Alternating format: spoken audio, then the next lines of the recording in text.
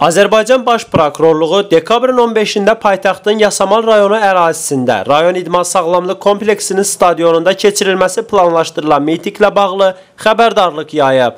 Baş Prokurorluğun xəbərdarlığında bildirilir ki, miting zamanı ayrı seçkiliyə, ədavətə və zorakılığa çağırışla müşahidə olunan milli, irqi və ya dini ədabəti təbliğ edən təhqiredici şüarlardan istifadə olunmasına yol verilməməli.